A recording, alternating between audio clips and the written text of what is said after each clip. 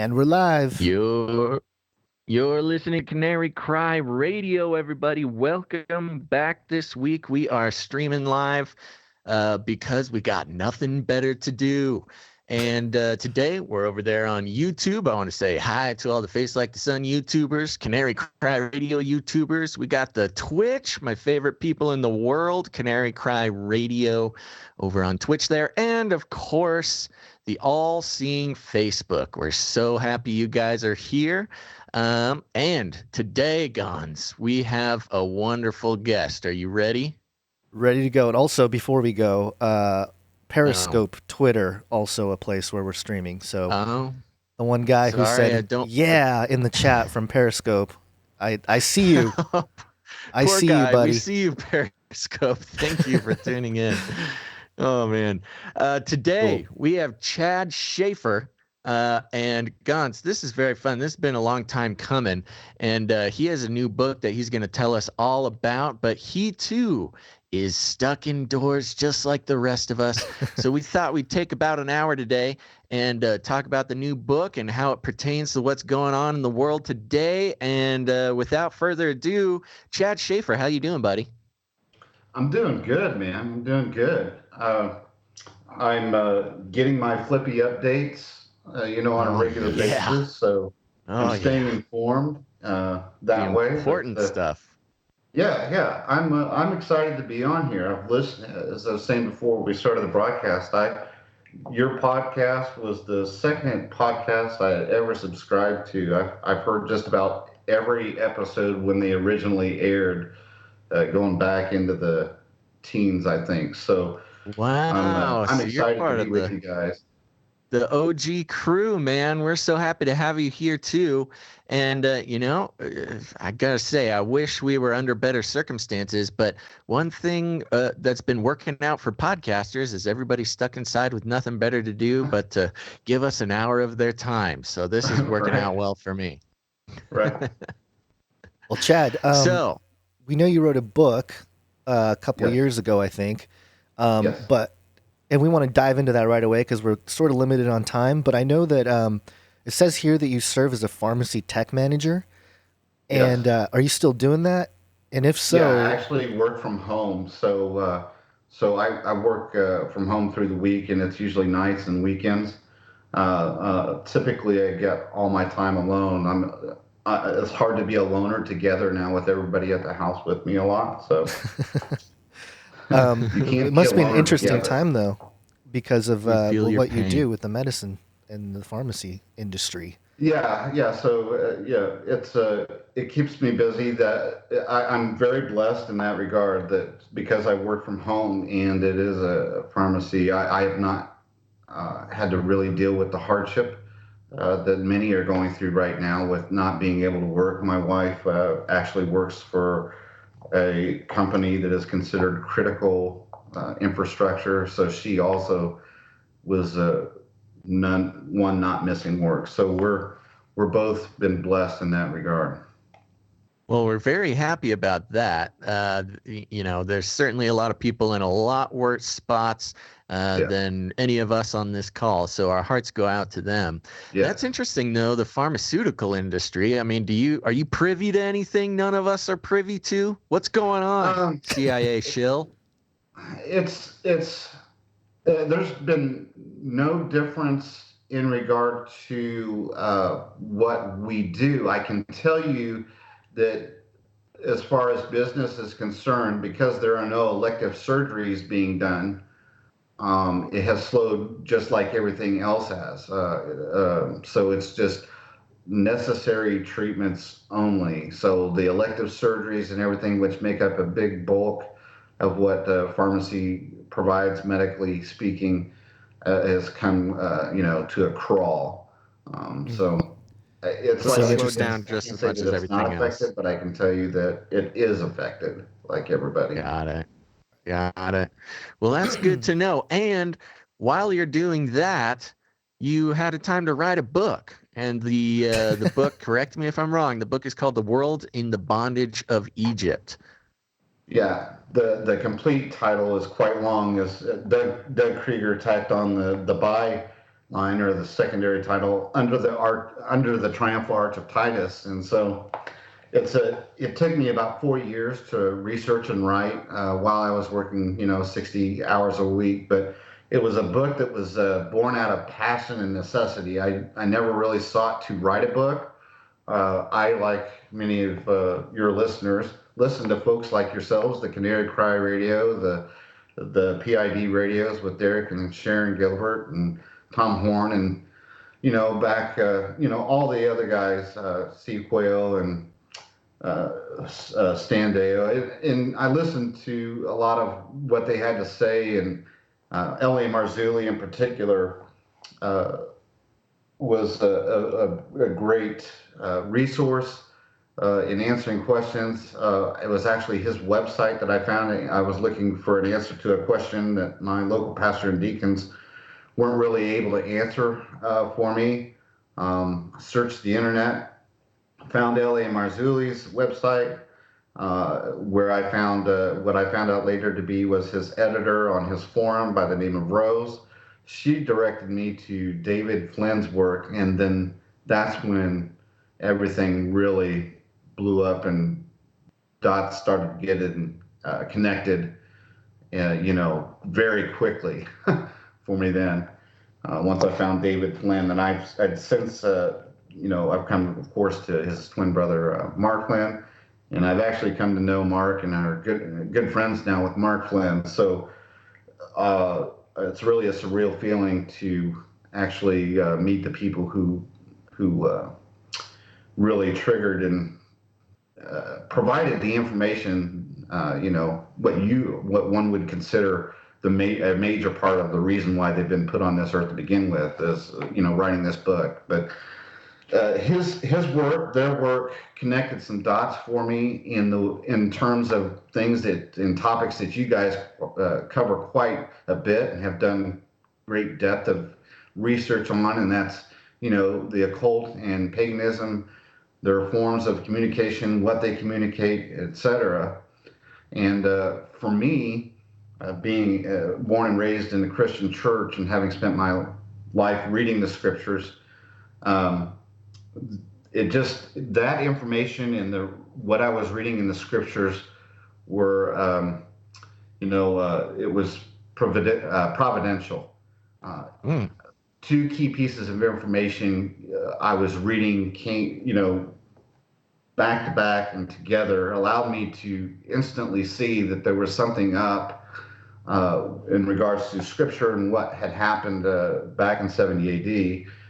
And basically it was out of Deuteronomy, where at the end of Deuteronomy in 28:29, specifically 29 or 28:60 or 29:65, just those two chapters. If people read those chapters, if you guys being the Bible scholars that you are would know that that's where the blessings and the curses are outlined.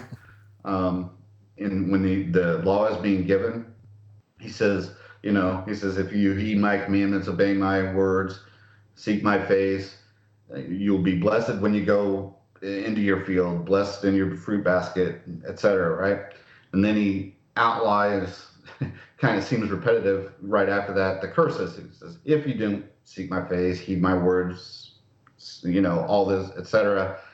Cursed will you be in your breadbasket. Cursed will you be in your home, when you leave your house, when you go into your house, and all that. But at the end of that, he actually summarizes it. He says, there's coming a day in the future where all the curses that are outlined here in these words will come upon you at once. But here's the key thing that he says in there, and he actually repeats it twice. He says, first, the plagues that were visited upon you in Egypt will be visited upon you again, and greater plagues will be added unto them, which is an interesting thought. And then he also says, I will send you back into Egypt. Being a Bible researcher and, kind of a prophecy buff, I always got excited to read about the prophetic words and to look at current events and see how they line up. I can remember back 20 years ago reading, what's his name? I can forget it now. 70s book. Oh, prophecy. Hal Lindsey? Hal Lindsey, thank you. Hal Lindsey. I remember reading that and thinking, oh man, he must have this all figured out. I mean, it sounds pretty good, right? Helicopters and I've always been into that, but yeah. Back to the book. I saw those two words. I will send you back into Egypt. Now, if you read the commentaries on the scriptures, you will see that almost every Christian scholar there is agrees, and even Josephus points out that those verses were fulfilled in 70 A.D. when Rome conquered Israel, and that was the fulfillment of them going back into Egypt. But it says metaphorically. But the truth of it is, Josephus tells you in that at the time of the conquering in 70 A.D., that those strongest men who were left were actually they were marched down into Egypt and back into Rome. But the interesting phraseology that it is actually worded in the King James version of this is kind of funny. It says, I will send you back into Egypt by the way whereof I spoke unto thee. And you're thinking, by the way whereof I spoke unto thee, by which way spoke you unto the, to break it down into English, and what I came to understand is he's saying this: the way I led you and spoke unto you in bringing you out of Egypt is the same way you're going to go back into Egypt. And so I was like, okay, cool.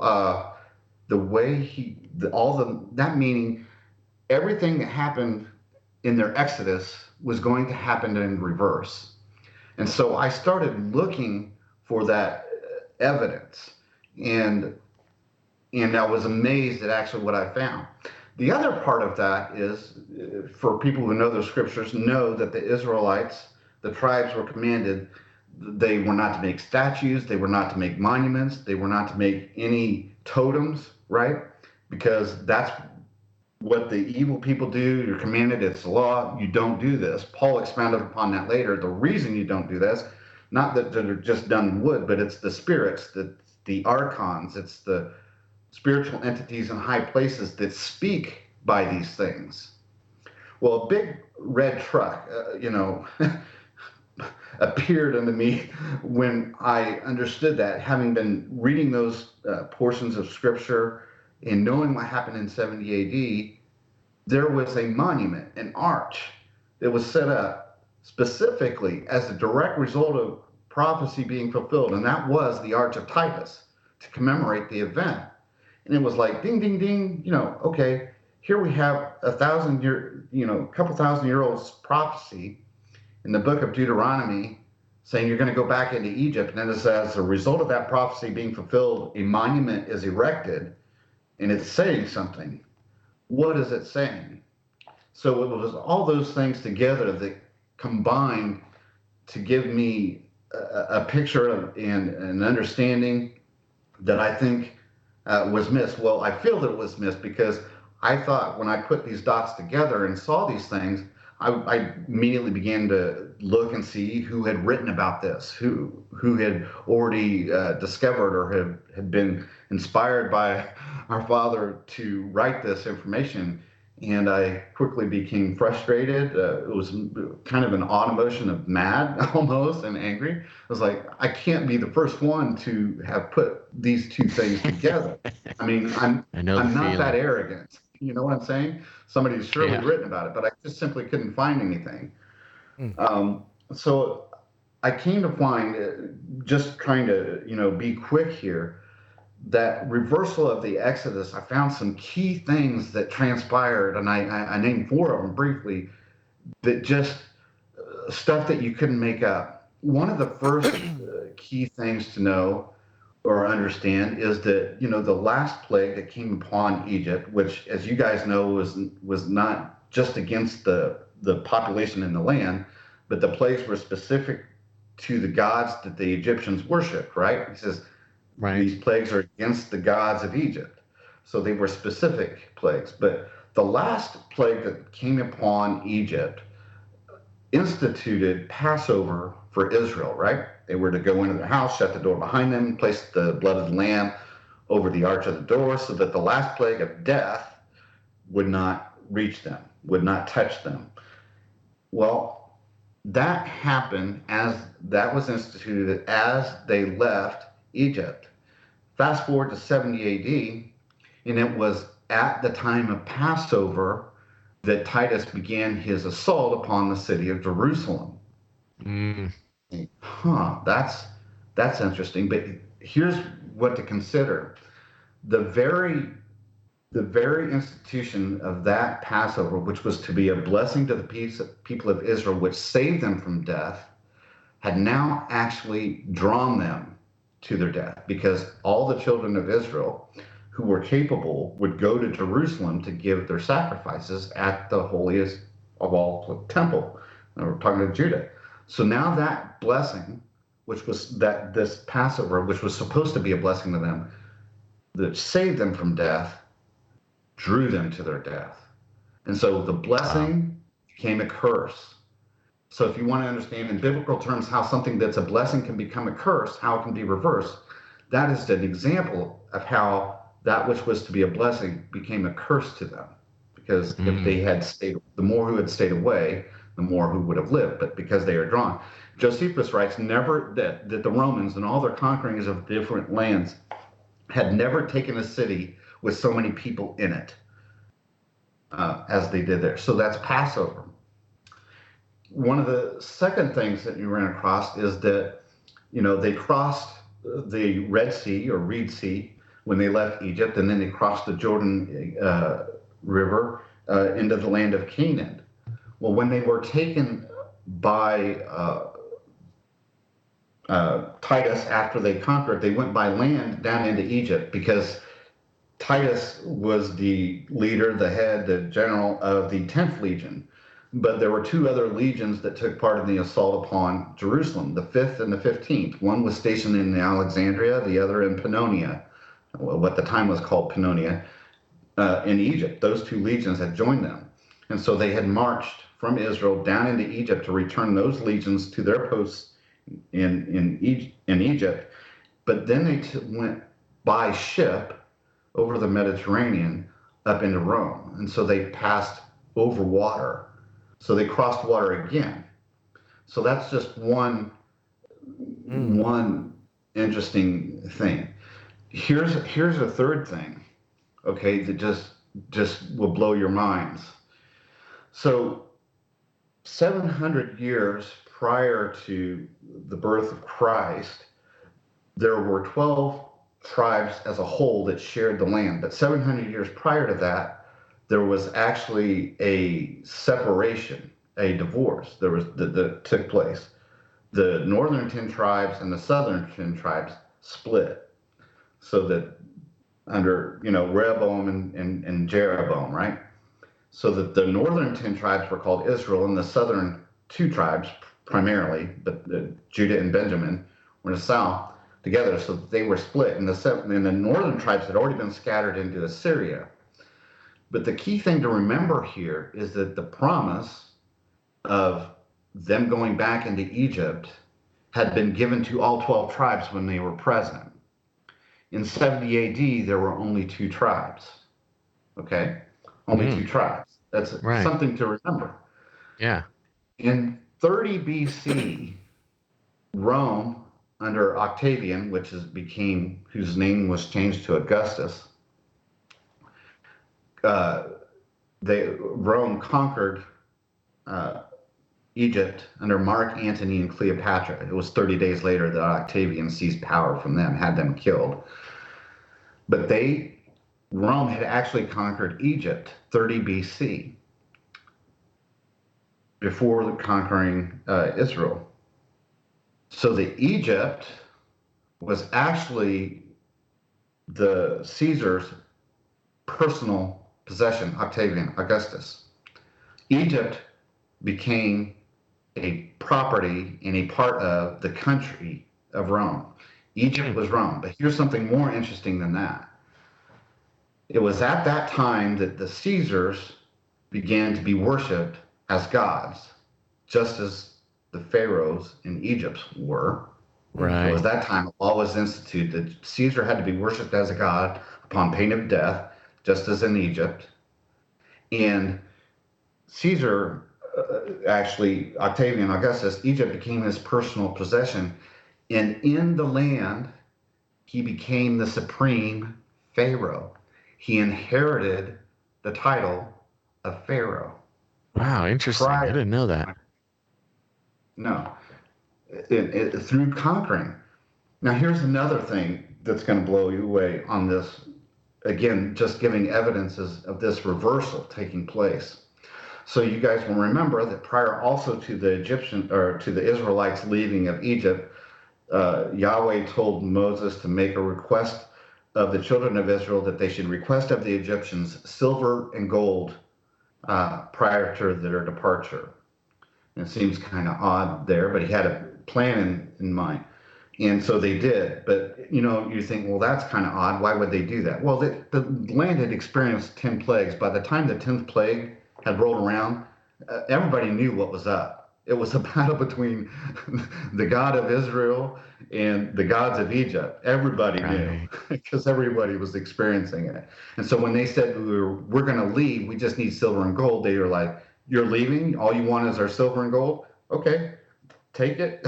Here's the keys to the Mercedes, the Benz, whatever you want, just get out of town, right? So they gave them silver and gold.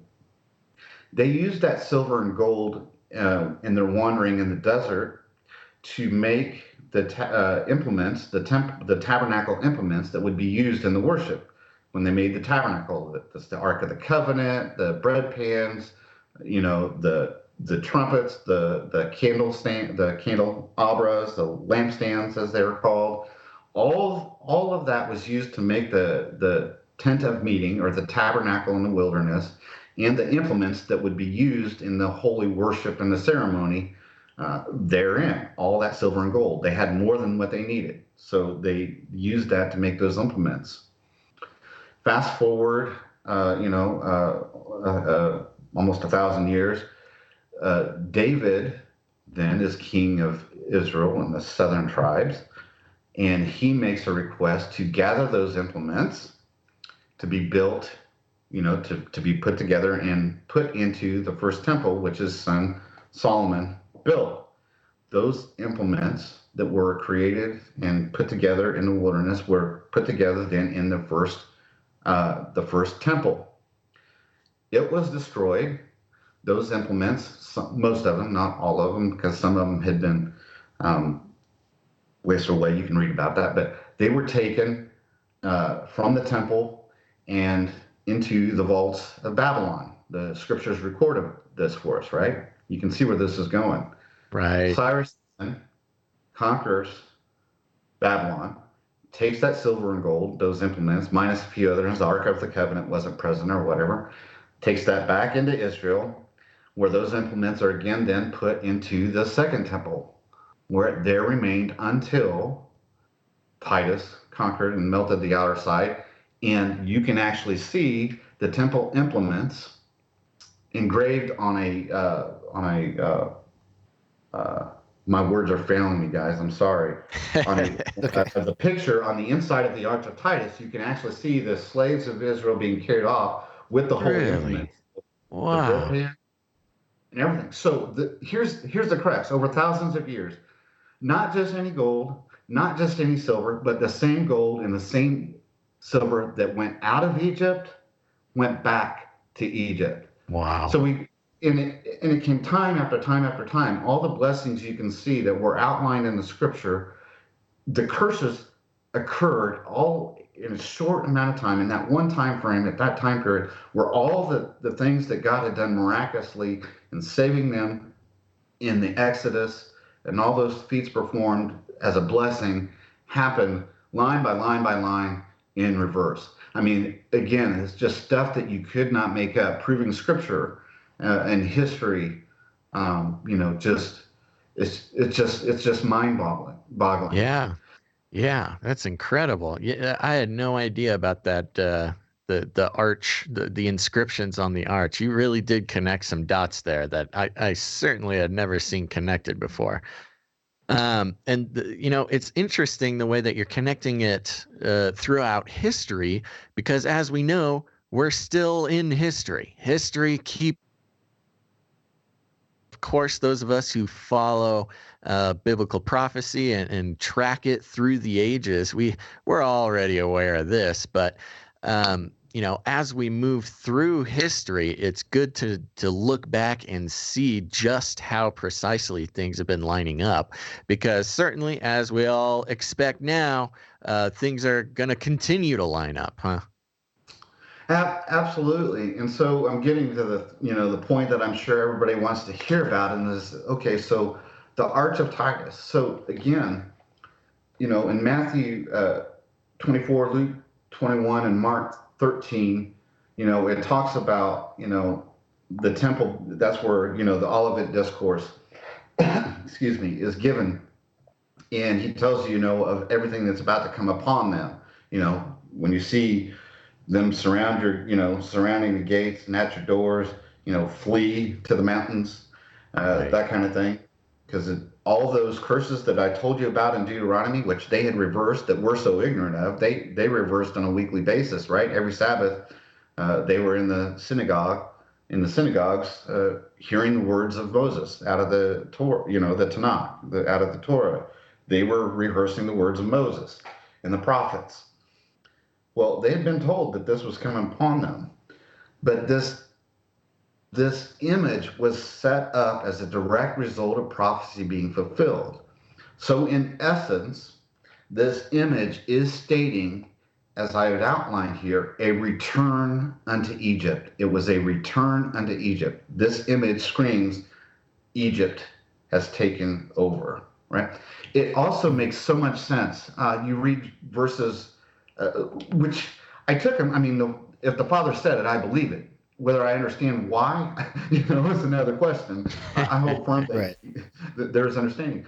But there's verses that became more poignant and better understood, not having to be taken figuratively or as a metaphor anymore. Scripture such as that city and place where our Lord was crucified, which is spiritually called Sodom and Egypt.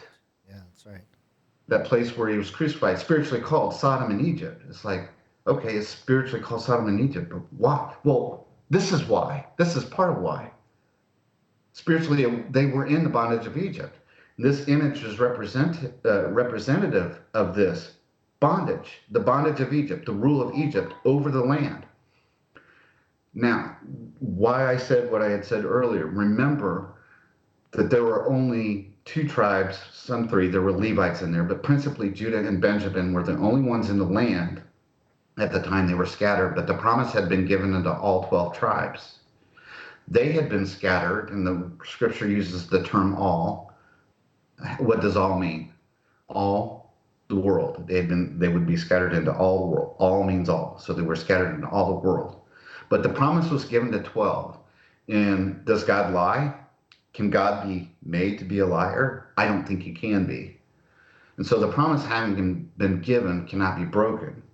And that's where words and scriptures in the New Testament like that, Matthew 5:18, I think become more poignant and can be better understood. It says this, for truly I say to you, until heaven and earth pass away, not the smallest letter or stroke shall pass from the law until all is accomplished. All is accomplished. What from the law? He specifically says the law. The prophecies that are given there are the only things left unfulfilled. And so knowing that the northern 10 tribes were scattered and knowing that this arch was erected, I knew in my mind immediately when I discovered it, and I thought I was making a connection, that there were other arches that were erected throughout the world. And as I discovered, I came to a shocking discovery, one that actually caused me, when I made the discovery, to be, actually, I couldn't sleep for about 3 days. I didn't sleep or eat very well for about a week. When I made the discoveries that I thought I was going to make, when my hypothesis proved out to be true. in that there was another arch. The first one that popped in my head was the Arc de Triomphe that's in the middle of Paris, France, right? Right. Well, when you look at it when it was erected, for those who have knowledge of history, will know that that was actually uh, the commission to erect that was actually given by Napoleon. Napoleon commissioned it to be erected to honor and commemorate his conquering of parts of Israel, but principally Egypt and parts of Babylon. So Napoleon conquered Egypt first. This arch was built to commemorate in Rome. So you have Egypt, Babylon, and Rome, conquered by Napoleon. And this was the first place that he went. You're in France, right? You have the continental system to supply your troops. If you're somebody who's a ruler of a nation and you want to start picking on people and adding territory to your lands, I mean, it just makes sense. Hey, why not just go across the little strait down into Spain, go a little bit east, maybe up north into Britain? No, not this guy. He sails he marches his whole army down into Egypt and conquers it first. In Egypt, in Rome and Babylon, after conquering the portions of these lands, he builds the Arch of Titus to commemorate the event. So I discovered two rules that were laws that have to be that are spiritually in place for the erecting of these triumphal arches. Is that first, the land that is conquered has to have an arch established already. It has to happen in succession and before one can be established. And that the second rule, after having the arch established, it doesn't remove the bondage or that image from the land if it is conquered. So France, in commemorating the conquering of this land, builds this arch. Napoleon goes to conquer all these other lands, and I know we have a limit on time, so I'll try to speak quickly to this. But basically, around the late 1700s, 1800s, we have the Napoleonic Wars raging across the world. It's the first true world war in our modern era. Napoleon and his armies are trying to crush everywhere.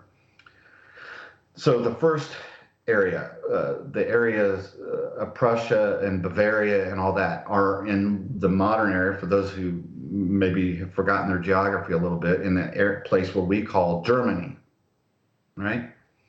So Prussia leaves the coalition that was fighting on behalf of Napoleon. This happened a lot towards the later years, where those who were fighting along with and supplying Napoleon's troops turned against them and made treaties against them with each other to defend the land. So Prussia joins with Bavaria, and they defeat Napoleon. What do they do to commemorate the event and the defeating of Napoleon? They build a triumphal arch. Bavaria builds a triumphal arch. That's just one to commemorate the event. So we see a succession beginning to take place. Yeah, Britain, definitely a tradition, also, huh? Well, it became clear to me that it was not just tradition. It was from the outside, maybe spiritual. There was something very significant, spiritually speaking, going on here. There was establishment of a kingdom. So remember that when Rome conquered Egypt, they inherited the titles, right? They inherited the titles. We know this. Anybody who watched, you guys were just kids then. I'm a little bit older than both of you, but back in the 80s, it wasn't uncommon to watch, one of the old movies of kings and queens and stuff like that. And they would announce the king, right? And it was 5 minutes of giving of his title, the King of England, right? The first Duke of so-and-so, the second Earl of this, the third, whatever. It's like, okay, why all the titles? How did they gain all those titles? Well, the kings inherited them. How did they inherit them? from conquering lands. They inherited the titles from conquering lands. So what does that mean? Anybody who conquers a land also inherits the titles. So if France conquered Rome, which held the title of Pharaoh, what does that mean spiritually in a legal sense? It also means that Napoleon, spiritually speaking, legally had a right to the title Pharaoh. That's crazy. It's some intense stuff. Yeah, that is crazy. That is definitely something I'm not. So this is why it became important, and why I read those scriptures in Matthew 5:18, is that since the northern 10 tribes had been scattered throughout all the world, and God could not be called a liar, since they could not go to Egypt in 70 AD, then Egypt would come to them. And that everywhere that this arch expands, and by the way, all these arches that are created going back 2,000 years to the Arch of Titus are still standing. Wow. They're all still standing. We can't get buildings to last past 100 years very well. Right. But for an arch built 2,000 years ago to be standing through all the earthquakes and everything else and wars and stuff, for it to still be standing today. Yeah. That's wild. And I mean, that's kind of one of I see a theme coming through, and especially with the proliferation of these arches and the amount of, I mean, just years, thousands of years that they can stand. I mean, there's a spiritual significance to that. What are the ways that, this spiritual significance are playing out today? Well, good question, good lead to where I was going.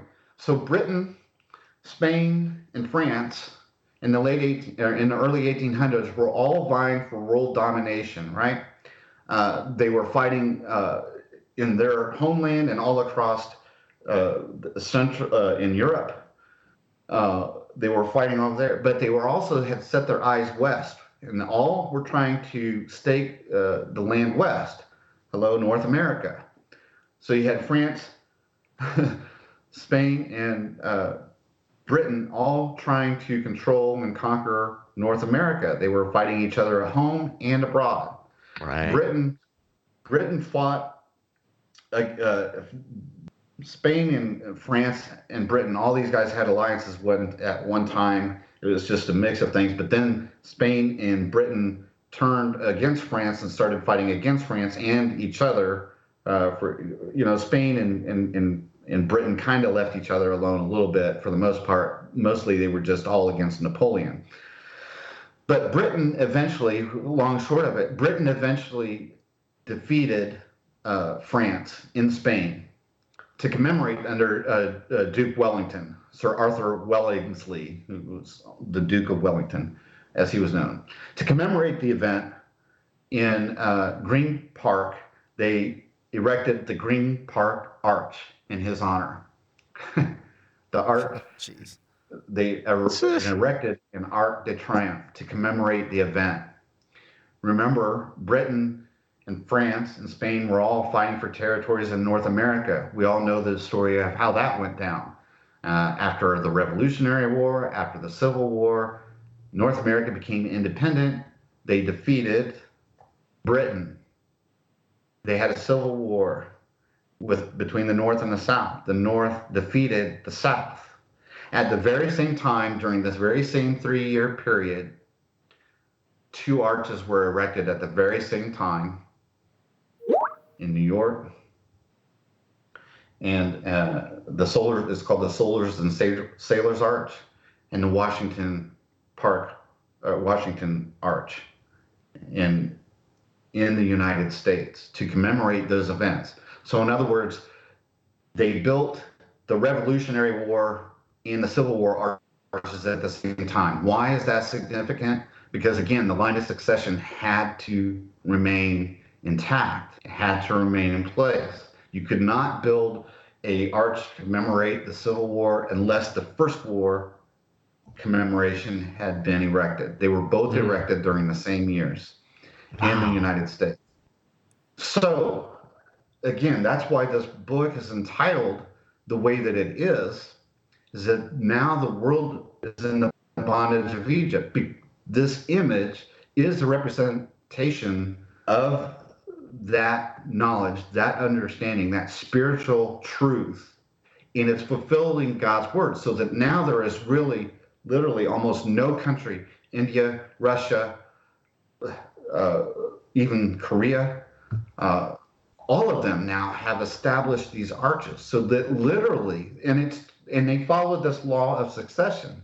Yeah. Those armies that took part, the world is now in the bondage of Egypt. I think fulfilling the prophecies now, as the word is said, since Israel was scattered throughout all the world, and any one of us could, if you don't know your genealogy, likely has northern tribe Israeli blood in their family tree somewhere, because they were scattered throughout all the world. They intermingled with all the nations.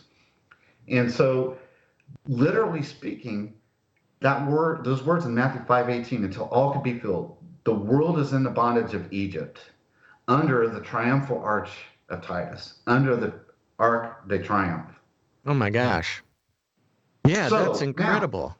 Now, it's like setting up. Yeah, it's like setting up I don't know, a little what is the word I'm trying to think? It's almost like altars all over the world to this spiritual domination. Yeah. And especially because we're talking about big buildings, very specific architecture. I mean, it really screams some connections to, mystery religions, the secret knowledge, the Freemasons, et cetera, et cetera. Yeah, by a sacrifice of blood through war, right? Wow. Through sacrificial bloods, where men were sacrificed. Holy smokes. Yeah. Okay, so now, it's all coming together, man. I'm seeing the dots. I'm seeing your dots you're laying out here. As a futurist like me, to me, again, it then made, so much more sense then. Why? Because in Revelation, we see not all, but most of the plagues that came upon Egypt under their exodus are repeated again in the book of Revelation. If you're a futurist like me, it's not arbitrary. Why? Right. Because the same gods that oppressed them are oppressing us today. Not different ones, the same ones. Right. The same ones. Little g gods. Now, there's a very interesting thing. It makes so much more sense of Tom Horn's work when he was talking about, the ritual that is performed in the raising every time a new president is elected, right? They do a raising of the dead ceremony where they invoke the president to become the next pharaoh, right? The Egyptian iconography that is in Washington, D.C., right? We had the phallus right there at the end of the dome, right? Gons, you've done so much work on this. Exactly what I'm talking about. Yeah, the apotheosis of George Washington, all that stuff. Absolutely. But if you couple that knowledge with what I've shared with you here today, I want to point your attention to a couple things. First, one of those is that everybody knows what Obama did. But do you remember that when he was in office, he made a trip to Egypt and he visited the pyramids and looked at the iconography and the sarcophagus and the masks that were there, specifically the one. I remember him doing it. I'm just pulling up some images of it here to see if I can show something while we're talking about it. But so he was looking. There was one quotable article that was repeated across all the news articles, and it was talking about, and it had an image of Obama next to Tutankhamun's mask. And you remember what he said? No. He looks like me. I know. I know of that because of the work that his name is escaping me, and I feel really bad because he's been Freeman Fly. Freeman Fly had been talking about Obama being a clone of Akhenaten for some time, so I had been familiar with that, but I didn't know he actually stood next to the statue and. Yeah, he said he looks like me, but it's not. It's more than those words. If you remember that, again, the successive nations who conquered had also access to the titles, then when he was saying that, and if they're in on the secret, as many of us believe that they are, that they're indoctrinated and given occult knowledge in those high offices. When he was saying he looks like me, it had a double meaning. Right. You want to know what Pharaoh looks like? Look at me. Is essentially what he was saying. I got to give a shout out. I got to give a shout out to Liz Boa in the Twitch channel. She had the answer before you even. Well, actually, I don't know if it's a he or she, but Liz Boa had the answer before we revealed it on the show. So you get history points, Liz Boa. Excellent. Chad, I hate to jump in real quick, but I got to do it really quick. We are bumping up against my time, so I'm going to have to leave you with Gons to finish this out. But it has just been such a pleasure, and I am definitely going to be returning to this episode to make sure to get the rest of the story, because I'm a little jealous that Gons gets to stay and get the full story. But Chad, it has been such a pleasure talking to you, and my pleasure too. And we'll get in contact again, buddy. Okay, sounds good. I'll send you a copy of the book when I get some more in. I'll send you a copy, brother.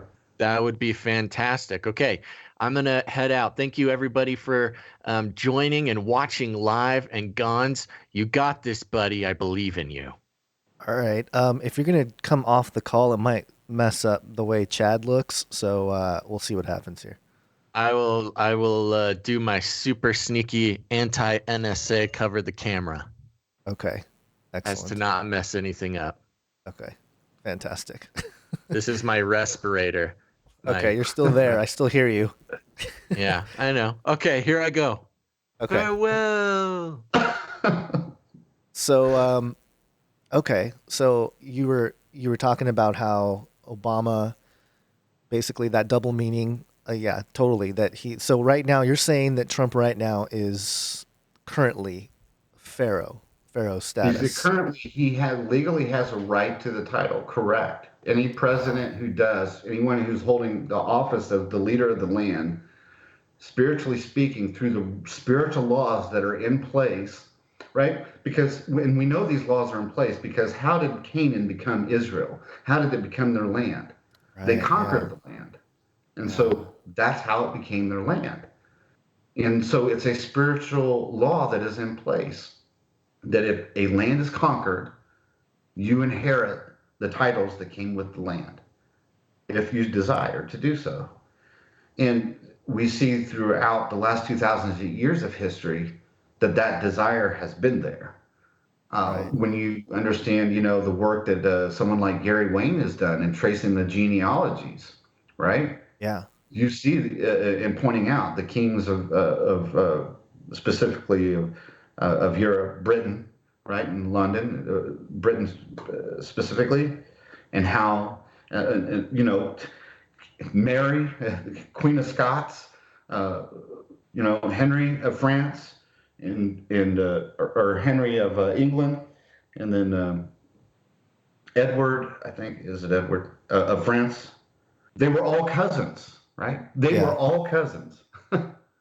It's kind of strange because it's one of those things where, and I think it brings up a good point. You mentioned about how it's the same gods behind all of this, and that's such an important point because it jives with a sentiment I had early on when I started to research all this stuff, and it really seemed to me that humanity are like victims of this supernatural entity, force, whatever is going on with the gods, because even the people that have been basically tagged as this bloodline, the succession, all this stuff, they weren't necessarily asking to be born into this world under those successive, trees or whatever. So it's one of those issues. Obviously, human pride, all those things can get to your head, and the scriptures are fairly straightforward about, especially the temptation of Jesus in the desert when the devil says, "Worship me, I'll give you all the kingdoms." That temptation is going to be there for sure with these people a lot more than maybe your common folk, you and I, in terms of that level. Right.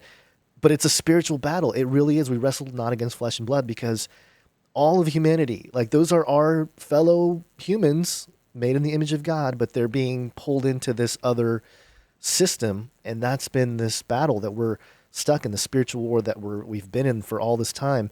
I think it brings such clarity to that, and it's pretty evidential in the arches. It's just like you can't deny it if you look at the succession like you have. So it's quite remarkable if you ask me. I think, there was a couple, first I was just blown away too when what I thought I was going to find was proven to be true. Number one, as I began the research and started looking into it and digging out the details of the histories, which I outlined in the book, by the way, all of that in the book. But the other thing that it did for me, Gons, in this is that, a lot of times in my life before, when I'd read the scriptures, I mean, I knew my father was real, that I had a relationship with him for everyday living. What it really did is it connected me in a real powerful way to history. That the Bible story is my story, that the things that were prophesied in scripture concern me and include me, and that story is still being written, that it's not just the past and the present. It's one continual inclusive story that I, in my life, is included in. I have a title in the chapter that I call The Greater Exodus. That's probably not a term that people are unfamiliar with who listen to your show, but I call it The Greater Exodus, and I think it has more of a significant meaning when it comes to the end times and what others may call the rapture, whether you're pre-post or pre-wrath, whatever. The terms that the scripture uses is regathering and resurrection. Those are the terms that the scriptures use. And the regathering, right? What's that? That's a coming together. And I give all the scriptures to talk about that. It says when that occurs, whenever that is, whatever timing you happen to hold to is, whatever that is, how will the future? It's a significant event. The Father's angels are sent out throughout the land and to gather the people and lead them into the promised land, to Israel, and to take that land. Well, if you're a futurist, I was pointing out the scriptures that now hold more significance for me, and there are others that are probably lesser known, but there's one in particular in the book of Revelation, which most people who listen to you have read. It says that those who come out of the tribulation sing a song, but it's very interesting. They sing the song of Moses and the Lamb. It says that they sing the song of Moses and the Lamb. Why the song of Moses? Well, because the world is in Egypt. The world is in the bondage of Egypt, wherever they are. And so to sing the song of Moses and to cross through the waters, pass through the waters again, back to the land, also brings significance again to that first crossing, because remember, they crossed water once to go back into bondage. That means that there is a second crossing of bodies of water to take place for all the world to go back to the land and enter again, once again, conquering people into the land of Israel. I don't know about you guys, but when I think about that, it just gives me goosebumps. Yeah, that's crazy. That's just like, whoa, it's wild how you've been able to piece together so much of history since, well before the cross and everything, but especially since then. And I mean, we're just right in it. We're at it. Like, you can almost see where we're at in the timeline. It's kind of nuts. Yeah, and especially, I mean, right? I mean, what is not on everybody's minds today is we're stuck inside. Yeah. Here's the thing, Gons. When are we being driven into our houses to shut the door behind us? When there's judgment. Passover. Yeah. It's the time of Passover. Yeah, that is very interesting. Yep. There's got to be that did cross my mind. Obviously, that there are people joking about, should I put blood on my door or, that kind of thing. But it's right. Yeah, it is remarkable. It's like what's and the other passage that, and I'm always looking at Revelation 13 and the mark and stuff. Sure.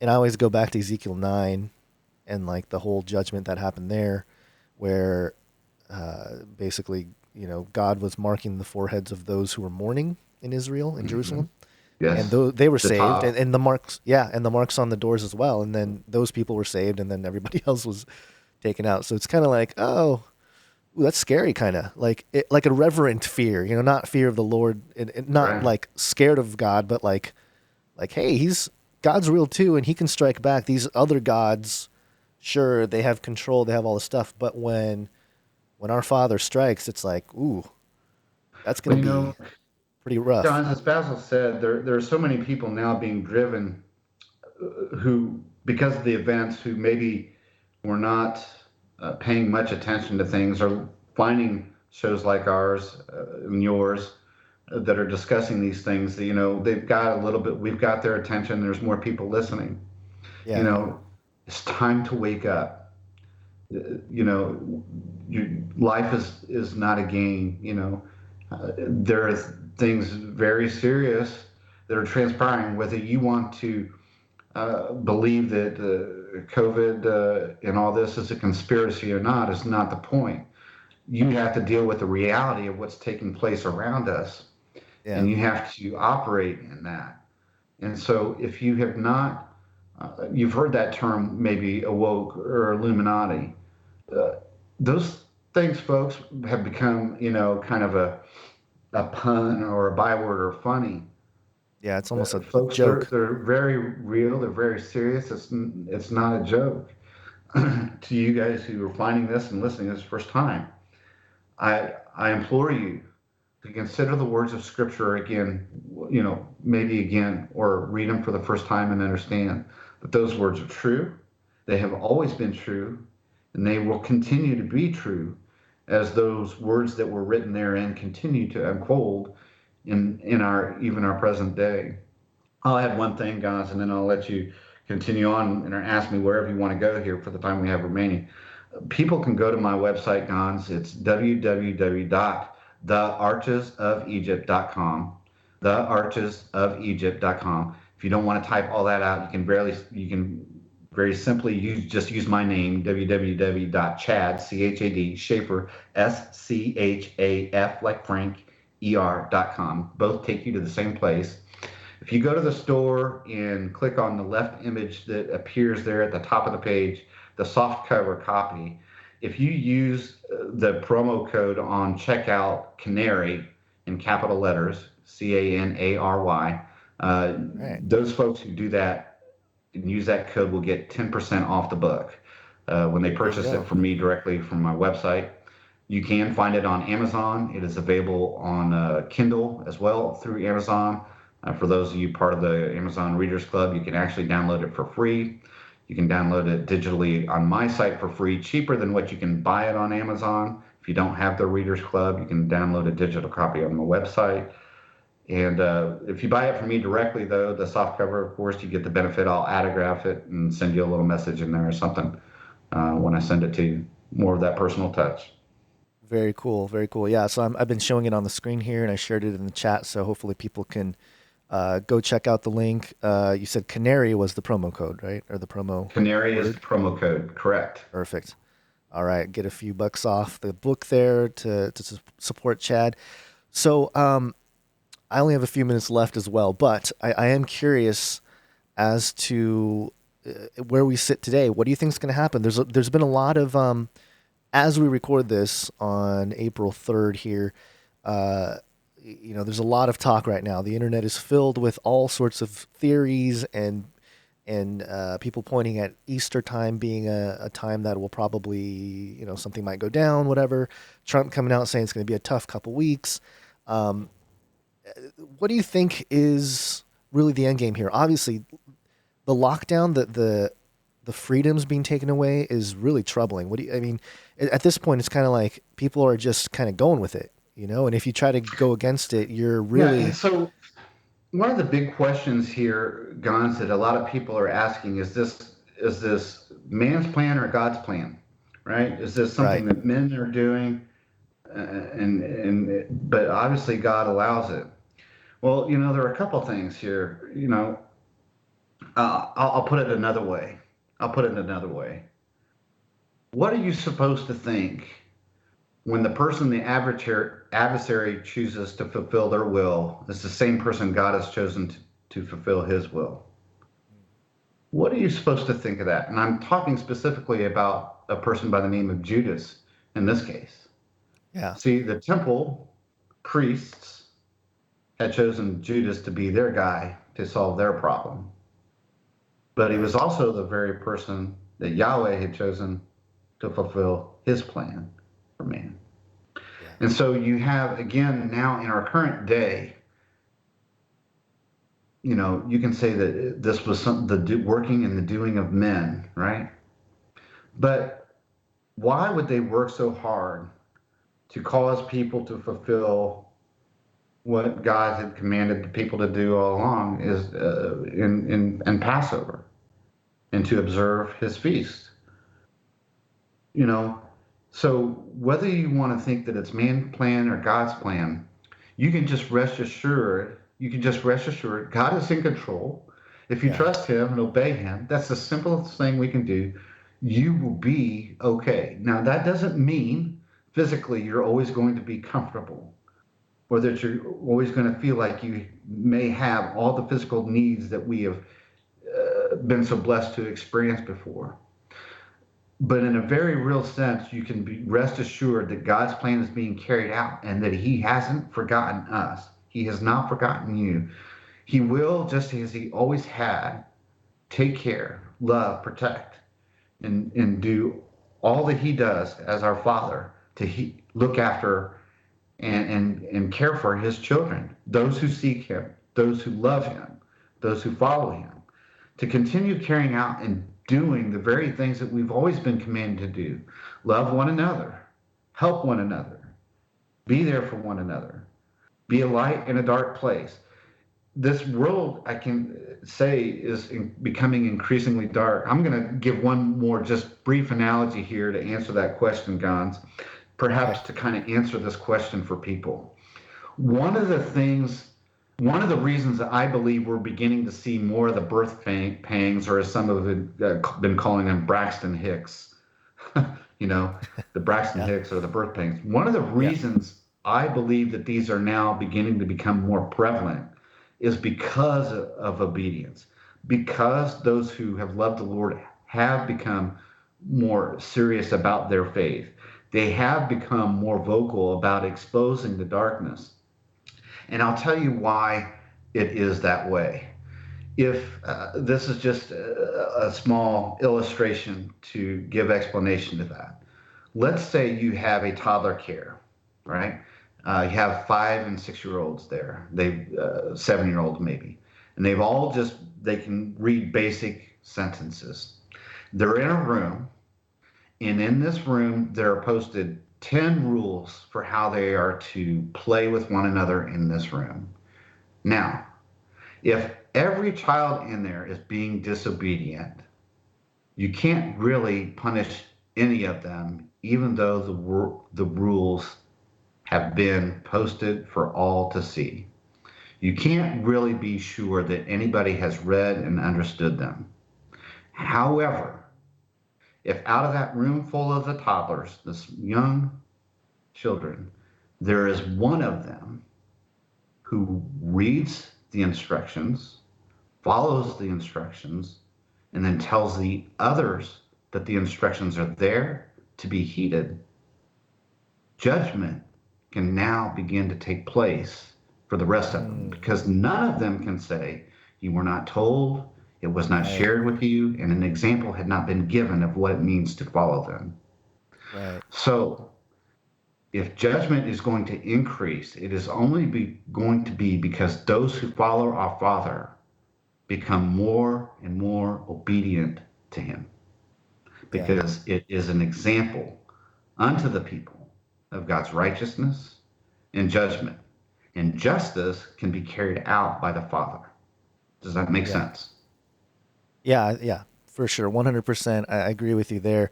It's almost like, did God do it or is man doing it? It's almost like the wrong question, especially when you start looking at some of the prophetic ways in which God has acted in history.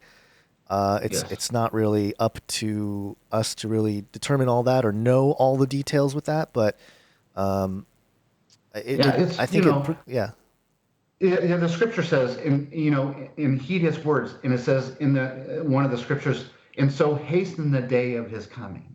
Okay, Yeah. people have always wondered, what do you mean by how can we hasten the day of his coming? Well, I just gave the example of how our obedience hastens the day. Yeah. Yeah. I always am reminded, again, I love my Revelation 13. It's verse 10 here in the ESV. It says, if anyone is to be taken captive, to captivity he goes. If anyone is to be slain with the sword, with the sword must he be slain. Here is a call for the endurance and faith of the saints. Mm. I mean, that's not a pleasant message to the church. It's not like, No. hey, everything's going to be all right. It's like, Right. no, you're going to have to stand. And that's where I think right now in this country, those of faith, a lot of that's going to become really transparent based on how we act in certain situations. And it's hard because sometimes it feels like maybe someone's doing it for attention. Maybe someone's just, this is a great publicity stunt to get, whatever it is. So there's some of that going on. But at the same time, the stuff that you don't hear about necessarily, the stuff that won't be necessarily shared all over social media. Oh, look at this injustice. Look at all that. It's where the cameras aren't, where a lot of this stuff is going to be played out. So, keep that in mind because I think we forget that on the internet, we have these things we share, we see this evidence and we see all this information, but there's so much that happens that's not recorded and shared on the internet, on social media. And we just have to keep that in mind, that it's just a piece of what we're seeing go on here. But yeah, I always go back to this passage because it's such a sobering message, and comforting at the same time, because it just gives you confidence that God understood the predicaments that his people will be in all throughout history. It's just for us in America, especially, it's like the first time we have to really step up and Sure. Be like, hey, we're really for this. I mean, for a lot of us, for someone like me, I feel like that's really, coming to a head in our generation. Maybe it's just the age we're at or whatever, but I know every generation goes through this one way or another. But especially in the U.S., people haven't seen anything quite like this. So I know there's a lot of fear out there. Yeah, it's a surreal feeling, and I was thinking about this actually just yesterday. Maybe I think guys experience more often than what women may, but I go to the bathroom and I shave too, but and I have the mirror right there, but I don't often look at the details of my own face, right? And it's there'll be large swaths of time where that ever occurs, where I'll actually just look at the details of my own face, and I'm like, oh, there's been some changes I didn't notice that took place sometime here, and it almost feels like that way at the world. We went to bed, thinking that we understood what the world looked like, how it was operating, where it was going, and then we woke up the next day and suddenly we don't recognize it. Uh, Right. Anymore. And it's a surreal shock, to the system. Yeah. We will adapt. We will understand it, but that's part of the problem too. Is that how much should we be adapting? How much should we be giving up? Right. When is Right. the rubber going to meet the road where there's going to come a line for each of us that are going to say, you know what, I can't. This is not one that I can accept anymore. Well, yeah. When it comes to those things that are being opposed upon us. Yeah. Other than So as we record this, other than all the crazy things that could happen with maybe like alien disclosure, we had the CIA on April Fool's I Day think put all out a of that's on the tweet. table, Gons. Oh yeah, I think they're ready to start really putting some craziness out there. Oh, And absolutely. They're desperate, right? And the adversary is yeah, desperate. Why? Because he knows his time is short, and yeah, so they can't wait any longer. They're moving. They're moving. We're seeing yeah. it all So around us.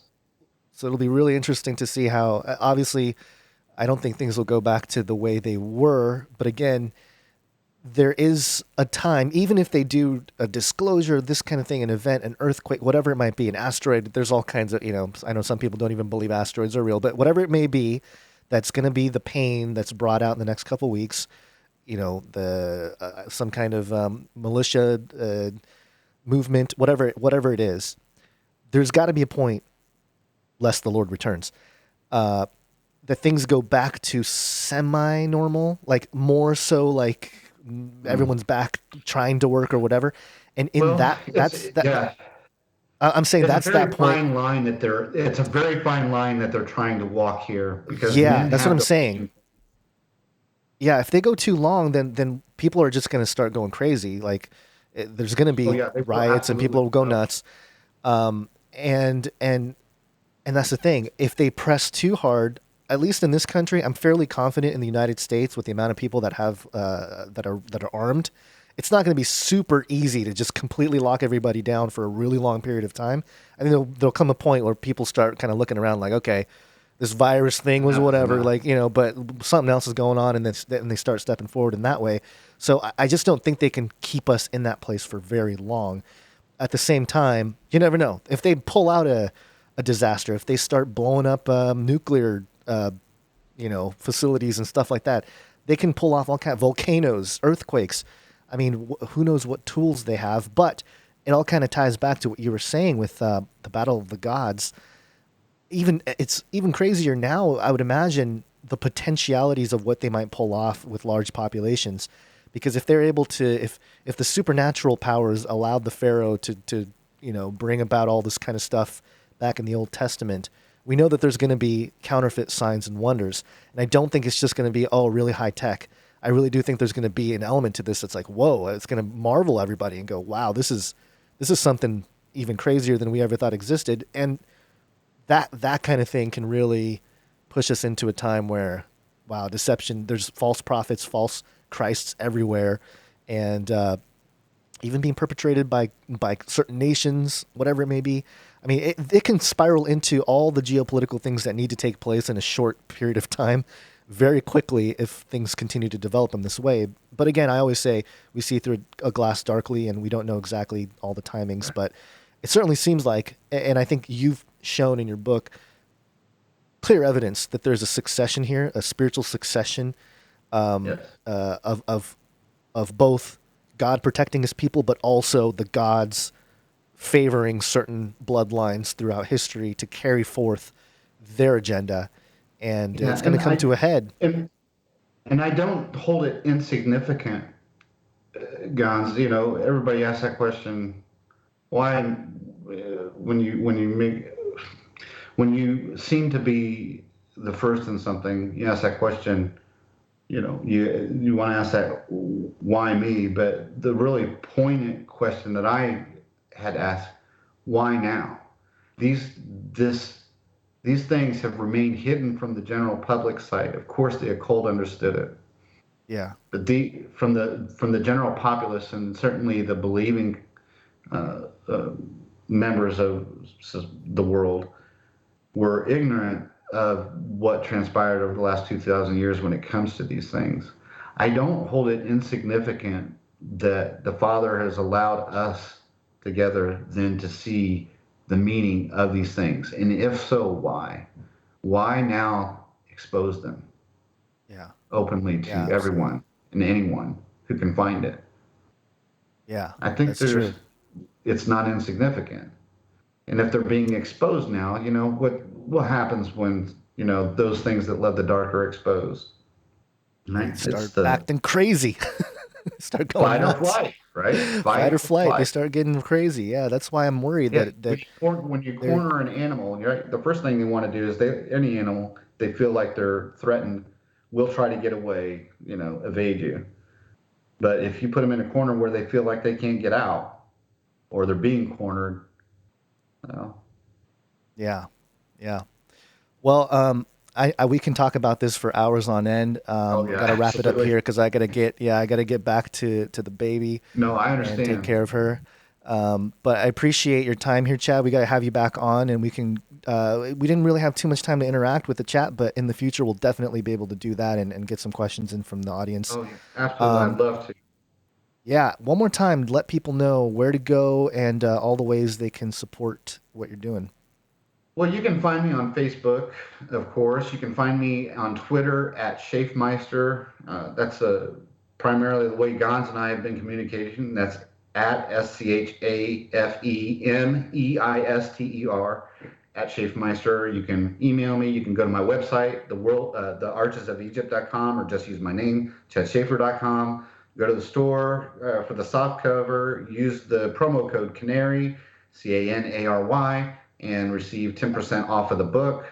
I'll ship it to you directly for 10% off. But I'm everywhere. You can email me, of course, through my website. You can find previous interviews that I've done on my website. More information. I'm happy to answer any questions once people get the book and start reading. I only ask that if you get it through Amazon or anywhere, or even if you get it through me and you have an Amazon account, read it. Leave a review. Share it with folks if you found it fascinating. If you think it's good information to have. Help me out and share it with your friends and your family. Let them know. Use it as an apologetic tool to say, hey, you've always thought the Bible was stuff. Well, here's more information that gives more evidence to the scriptures being very real and true and accurate and everything they've said, including prophecy. So Amen. Use it as an apologetic. Thank you, Gans and Basil, for having me on. Like I said, it's such an honor and privilege after listening to you guys so long and for so many years to actually get to talk to you about this is it's a grace to me, and I thank the Father for it. Well, appreciate that, and all praise goes to God. We're just here trying to put together a few shows and some research and stuff, but you've done your part. It's tremendously difficult to write a book. I've tried it, and it's not easy. It's not easy at all. So it's quite an accomplishment. Oh my gosh, it's unreal. So thank you, Chad. Thank you, everybody in the chat and who was here live. I apologize we weren't able to interact with you as much, but in the future we'll be able to do that. So until next time, I guess I got to do the outro because I have no Basil. See, that's why I have Basil. For those of you guys who think that he's just a shill or whatever, he does all the stuff that I don't have to do or don't want to do, which is like the intro and the outro and the pitches and all that. He's better at that than I am. But anyway. Until next time, think outside the cage.